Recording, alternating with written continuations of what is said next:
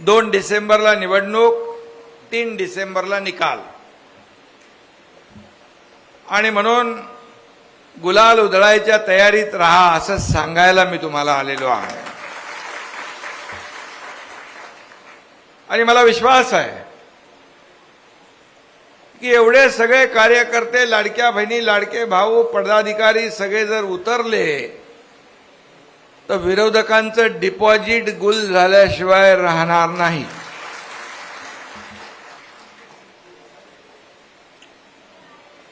आपलं शिवसेनेचं हे खरं म्हणजे हे वैभव आहे.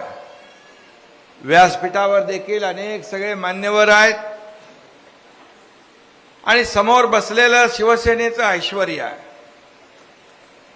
या व्यासपीठावर सगळे मान्यवर, मोठे पदाधिकारी, सगळे आपले खासदार, उपसभापती, आमदार, सगळे लोक ज्यांनी लोकप्रतिनिधी म्हणून काम केलं, हे सगळी मंडळी माझ्या सकट इथं आहे.